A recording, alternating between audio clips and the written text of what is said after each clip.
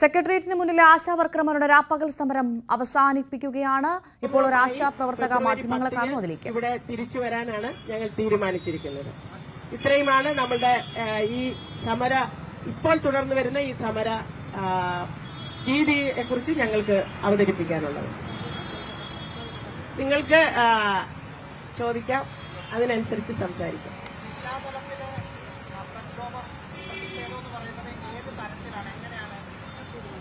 അത് നമ്മള് താഴെ തട്ട് മുതൽ നമ്മുടെ സെന്ററുകൾ കേന്ദ്രീകരിച്ചു മുതൽ ജില്ലാതലത്തിൽ അത് വിവിധങ്ങളായ തരത്തിലുള്ള ചിലപ്പോൾ പ്രതിഷേധ സദസ്സായിരിക്കാം, ചിലപ്പം സെന്റർ തലത്തിലുള്ള ആശമാരുടെ മീറ്റിംഗ് ആയിരിക്കാം, അല്ലെങ്കിൽ അവിടെ എടുക്കുന്ന പ്രതിഷേധ പരിപാടികളായിരിക്കാം. എന്തായാലും ജില്ലാ തലത്തിൽ ഗ്രാസ് റൂട്ട് ലെവലിൽ നിന്നുകൊണ്ടുള്ള പ്രവർത്തനങ്ങളാണ് നമ്മൾ നടത്താൻ തീരുമാനിച്ചിരിക്കുന്നത്. ഇല്ല, അങ്ങനെ ഇപ്പൊ തീരുമാനിച്ചിട്ടില്ല.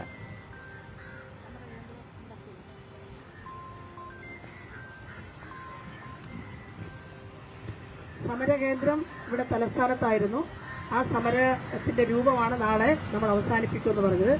ജില്ലാതലങ്ങളിൽ ഇത്തരത്തിലുള്ള സമരകേന്ദ്രങ്ങളൊന്നും തന്നെ നിലവിൽ ആരംഭിക്കാൻ തീരുമാനിച്ചിട്ടില്ല.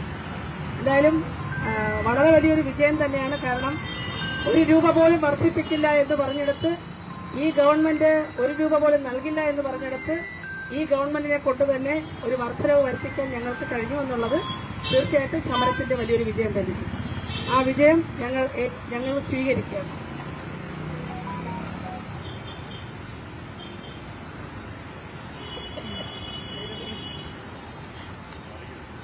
ചോദിക്കാനില്ലെന്നോ?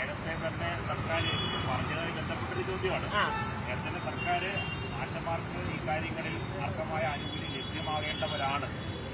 അവർക്ക് ആനുകൂല്യം ലഭ്യമാണ്. അവരത്രയ്ക്ക് ജോലി ചെയ്യുന്നവരാണ്. അവർക്ക് ഇത് അർഹരാണ് എന്ന കാര്യം ആരോഗ്യമന്ത്രി സർക്കാരൊക്കെ വിവിധ ഘട്ടങ്ങളിൽ പറഞ്ഞു. പക്ഷേ സാമ്പത്തിക പ്രതിസന്ധി തരുന്ന വിഷയം കേന്ദ്ര സർക്കാർ തൊഴിലാളികളെ അംഗീകരിക്കണമെന്ന കാര്യം വിവാദമാകുമെന്ന് സർക്കാർ അപ്പോൾ പറഞ്ഞു. പക്ഷേ ഇപ്പോൾ നിങ്ങളത് അവകാശവാദമെന്ന് സർക്കാർ അത് പൂർണ്ണമായും തള്ളിക്കളഞ്ഞു. അങ്ങനെയല്ല, സർക്കാർ പറഞ്ഞത്, ആരോഗ്യമന്ത്രി പറഞ്ഞത് ഇങ്ങനെയാണ്. അത് കൂട്ടിച്ചേർക്കേണ്ടതായിരുന്നു. ഇല്ല, അത് പറഞ്ഞതുകൊണ്ട് കാര്യമില്ലല്ലോ. ചേർത്ത് പിടിക്കുന്നു എന്ന് പറഞ്ഞതുകൊണ്ട് കാര്യമില്ലല്ലോ. മനുഷ്യർക്ക് ജീവിക്കാൻ പണിയെടുക്കുന്നത്, അത് ഏത് പേരിൽ പണിയെടുത്താലും അവർക്ക് ജീവിക്കാൻ ഉതകുന്ന വേതനം നൽകുക എന്നുള്ളതാണ് ചെയ്യേണ്ടത്. സർക്കാരിന് സാമ്പത്തിക പ്രതിസന്ധി എന്ന് പറയുന്നത് ഞങ്ങൾക്ക് ബോധ്യപ്പെടുന്നില്ല. സർക്കാരിന്റെ സാമ്പത്തിക പ്രതിസന്ധി എത്രയോ പണമാണ് ധാരാളമായി ആവശ്യത്തിനും അനാവശ്യത്തിനും ഇവിടെ ചെലവഴിച്ചുകൊണ്ടിരിക്കുന്നത്. അത് ഏതൊരു മനുഷ്യനാണ് ബോധ്യപ്പെടുന്നത്? സർക്കാരിന് ധനപ്രതിസന്ധിയാണ് ആശമാർക്ക് വേതനം, അല്ലെങ്കിൽ ഏത് പണിയെടുക്കുന്നവനും വേതനം വർദ്ധിപ്പിച്ചു കൊടുക്കാൻ അതിന് തടസ്സമായി നിൽക്കുന്നതെന്ന് പറഞ്ഞാൽ ഞങ്ങൾക്ക് മാത്രമല്ല, ഈ പൊതുസമൂഹത്തിനും ബോധ്യപ്പെടുന്നില്ല ആ പറയുന്ന വാദഗതി.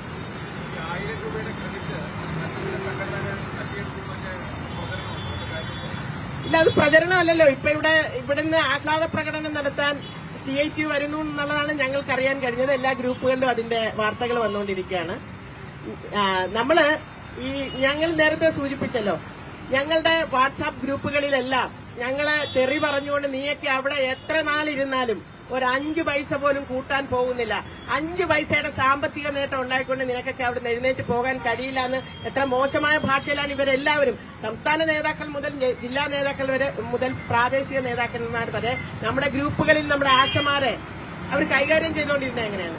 ആ ആളുകളാണ് ഇപ്പോ ഈ സമരത്തിന്റെ ഫലമായി അതിന്റെ മുന്നിൽ ഇനി മുന്നോട്ട് പോകാൻ കഴിയില്ല എന്നുള്ളത് ബോധ്യപ്പെട്ടതിന്റെ അടിസ്ഥാനത്തിലാണ് സർക്കാർ ഇപ്പോ ഈ വർധനവ് പ്രഖ്യാപിച്ചിരിക്കുന്നത്. അപ്പൊ അത് പറഞ്ഞുകൊണ്ട് തന്നെ അവര് സ്വയം തീരുമാനിക്കട്ടെ എന്താണ് അവര് പൊതുജനങ്ങളുടെ മുന്നിൽ, സമൂഹത്തിന്റെ മുന്നിൽ അവരെങ്ങനെയാണ് ചിത്രീകരിക്കപ്പെടുന്നത്, അവരെങ്ങനെയാണ് വിലയിരുത്തപ്പെടുന്നത് എന്നുള്ളത് അവർ മനസ്സിലാക്കട്ടെ. അത്രയേ ഉള്ളൂ.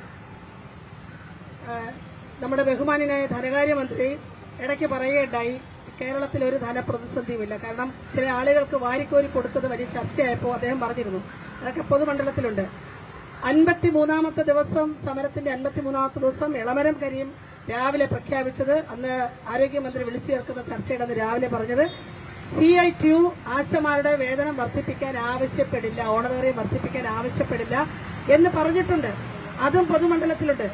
അപ്പോ ഇന്നിപ്പോ ഇതിന്റെ ക്രെഡിറ്റ് എടുക്കാൻ നടക്കുന്ന ആളുകൾ ആദ്യം ശ്രീ എളമരം കരീമിനെ ഒന്ന് ബന്ധപ്പെട്ട് കഴിഞ്ഞാൽ അദ്ദേഹം അതിന്റെ മറുപടി കൊടുത്തുള്ളൂ എന്നാണ് ഞങ്ങൾക്ക് പറയാനുള്ളത്.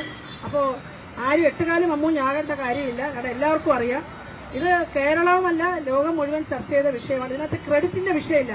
ഇതിനകത്ത് തൊഴിലാളികൾ, പണിയെടുക്കുന്ന തൊഴിലാളികൾ അവരവരുടെ ജീവിതം നിലനിർത്തുവാൻ വേണ്ടി ഒരു സമരരംഗത്തേക്ക് ഇറങ്ങുമ്പോൾ അതിനെ ആക്ഷേപിച്ചും അധിക്ഷേപിച്ചും പരിഹസിച്ചും ഇല്ലാതാക്കാൻ ശ്രമിച്ച ആളുകൾക്കുള്ളൊരു മറുപടിയാണ്.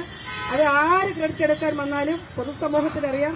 ഇതൊരു ദിശാസൂചന കൂടിയാണ്. പണിയെടുക്കുന്ന ആളുകൾക്ക് നിങ്ങൾ കക്ഷി രാഷ്ട്രീയത്തിന് അതീതമായി സംഘടിക്കണമെന്നും ജാതിമത പരിഗണനകൾക്ക് അതീതമായി സംഘടിച്ചാൽ നിങ്ങൾക്ക് ഏത് ഏകാധിപതികളെന്ന് പറയുന്ന ഭരണാധികാരികളെ നിങ്ങൾക്ക് അവരെ കൊണ്ട് ജനാനുകൂലമായി തീരുമാനം എടുപ്പിക്കാൻ സാധിക്കും എന്ന് മനസ്സിലാക്കിക്കാനുള്ള ഒരു ഉത്തമ ഉദാഹരണം കൂടിയാണിത്.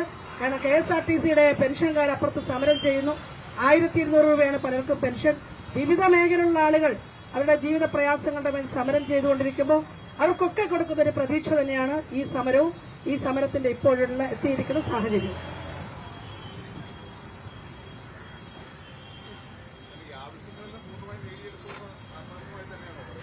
തീർച്ചയായിട്ടും ഞങ്ങൾ വളരെ ആത്മാർത്ഥമായും അഭിമാനത്തോടെയും സന്തോഷത്തോടെയും കൂടിയാണ് ഇത് പറഞ്ഞുകൊണ്ടിരിക്കുന്നത്. ഇവിടെ നിന്ന് ഞങ്ങൾ നാളെ പിരിഞ്ഞ് ജില്ലകളിലേക്ക് പോകുന്നതും അതേ അഭിമാനത്തോടുകൂടി തന്നെയാണ്. അല്ല, 265 ദിവസം സമരം ചെയ്തതും 1000 രൂപയ്ക്ക് വേണ്ടിയല്ല. 21,000 രൂപ എന്ന് പറയുന്നത് മിനിമം കൂലി, അത് പട്ടിണിക്കൂലിയാണ്. അത് LDF സർക്കാർ അവരുടെ പ്രകടന പത്രികയിൽ പ്രഖ്യാപിച്ചതാണ്. ഇവിടെ സർക്കാർ പ്രഖ്യാപിച്ചിട്ടുള്ള മിനിമം കൂലിയാണ്. അത് നേടിയെടുക്കുന്നത് വരെ സമരവുമായി പോകും. പക്ഷേ ഈ സമരം തുടങ്ങിയ ദിവസം മുതൽ 5 പൈസ വർദ്ധിപ്പിച്ച് തരില്ല, കേന്ദ്ര ഗവൺമെന്റാണ് തരേണ്ടുന്നത് എന്ന് ആവർത്തിച്ച് നമ്മുടെ CM അടക്കം പറഞ്ഞുകൊണ്ടിരുന്നപ്പോൾ അവർ 1000 രൂപ പ്രഖ്യാപിച്ചത് തീർച്ചയായും ഈ സമരത്തിന് മുന്നിൽ അവർക്ക് ഞങ്ങൾ പറഞ്ഞ ഡിമാൻഡാണ് ശരിയെന്ന് അംഗീകരിക്കേണ്ടി വന്നതായിട്ട് ഞങ്ങൾക്ക് ബോധ്യപ്പെട്ടു. അതിന്റെ അടിസ്ഥാനത്തിലാണ്. പിന്നെ കേന്ദ്ര ഗവൺമെന്റ് പ്രഖ്യാപിച്ച ഇൻസെന്റീവ് വർധനവും വിരമിക്കൽ ആനുകൂല്യ പ്രഖ്യാപനവും ഇന്ത്യയിലെ 10 ലക്ഷത്തോളം സ്ത്രീകളുടെ ജീവിതത്തിൽ അവർക്ക് സഹായകമാകാൻ ഈ സമരത്തിന് കഴിഞ്ഞിട്ടുണ്ട് എന്നുള്ള വളരെ വലിയൊരു അഭിമാനത്തോടു കൂടിയാണ് ഈ സമരരൂപം ഇവിടെ നാളെ അവസാനിപ്പിക്കുന്നത്.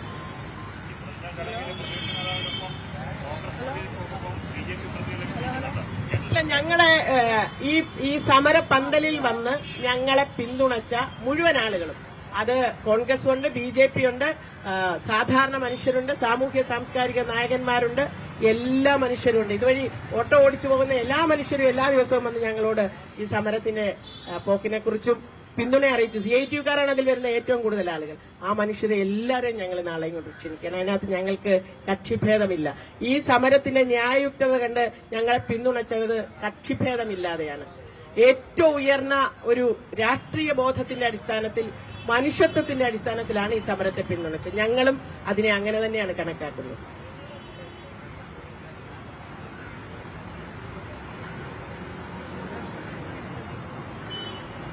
എന്തായാലും മാധ്യമങ്ങൾക്ക് എപ്പോഴും നിങ്ങൾക്ക് ഞങ്ങളുടെ നന്ദി അറിയിക്കുന്നതാണ്.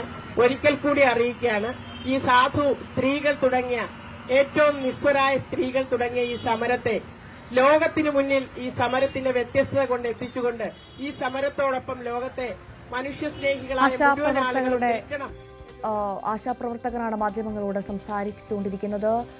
265-ാം ദിവസം പിന്നിടുന്ന രാപ്പകൽ സമരം ആശാവർക്കർമാർ അവസാനിപ്പിക്കുകയാണ്.